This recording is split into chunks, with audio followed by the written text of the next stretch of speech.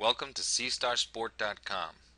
Now we're going to talk about the SuperZoom window. For starters, I'm going to click the 4-degree button up top, which will bring up a grid of 4 by 4 degree squares along the coast. I'm going to select this one here and click Go to bring up the window. Now let's go through and look at all the different options that we have here before us. For starters, the image you're looking at is listed down here. You're looking at sea surface temperature, 7-day composite, from today, April 27th, 2012. If I go up here to Profile, all of the data that I need to understand about each area in the image is displayed wherever I put my cursor. Latitude and longitude, depth of the ocean, plankton concentration or water color, sea surface temperature, sea surface height anomaly or altimetry, thermocline depth, current speed, and current direction. These black lines you see on the screen are various fathom contours that are added automatically whenever you open an image. They're not labeled, but you can find out what depth they are by holding your cursor over them and looking at the depth line here under Profile. Here you start with the 10, the 20, the 50, and so on and so forth. There's the 100, 1,000, and so forth. You can change or customize the bathymetry lines by clicking here on the question mark next to the word bathymetry. You can see here the preset lines that are included, and it's easy enough to change them by simply clicking on the box itself, deleting the number that's there, and adding the curve you're looking for. When you hit apply and come back here and hit apply again, you'll notice that the curve moves. Over here on the right, I have all my different data sets available.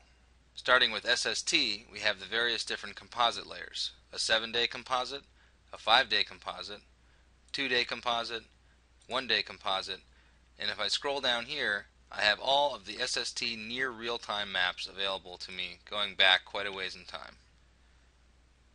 Obviously, I want to select the most recent image that has the most available data. This one here looks pretty good, so I click on that and I see that this image was taken from NASA's MODIS A satellite this morning at 1:30 a.m. GMT time. That's pretty recent, so I would probably use this image to do my fishing analysis.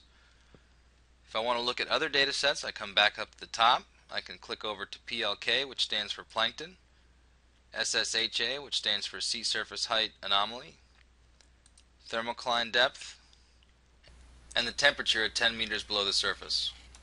Coming back to SST, I'm going to go back down to that image from MODIS A, and now I'm going to work on changing the image color so that I can pull out some more features that may not be visible when the image is kind of washed out the way it is here.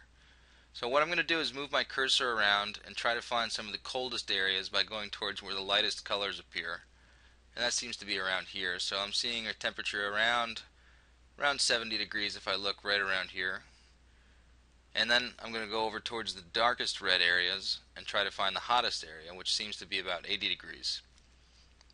Now I'm going to leave myself a little bit of padding when I add my min-max values. So let's say 82 degrees and about 68, and then we hit apply.